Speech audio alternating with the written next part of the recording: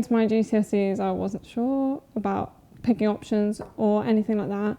And I would say I was quite rebellious at school. I had a conversation with my mum because I started panicking, thinking, I don't know what I want to do, I'm not sure what would be the best fit. I was very heavily involved in sport in and out of school, and I still wanted to continue that trend.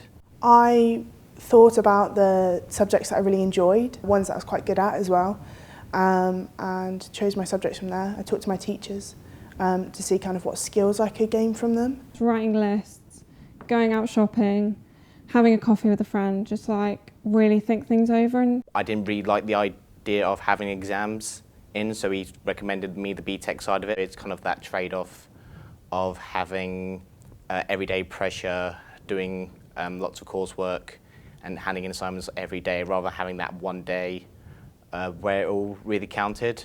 Don't rush decisions, just take your time, because if you rush something, it'll be wrong. You've just got to take your own time and not try and feel pressured into something you don't want. She just told me to do what I enjoy, because if I do what I enjoy, then I'm more likely to succeed at it.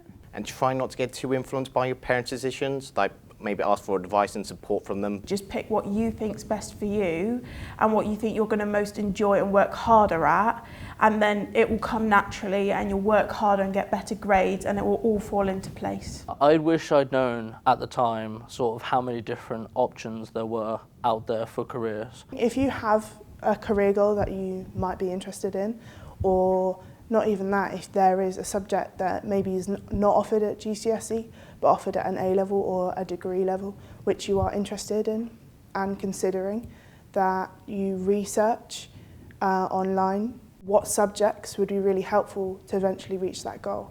Just browsing websites like Career Pilot or going on the NCS to sort of see what options are out there, and there's just so many to choose from. Follow your interests, because they may also be interests outside of school. Choose a range of subjects, because then that gives you kind of more options for your next step. Most importantly, to think about the subjects that you're choosing is probably what do you enjoy?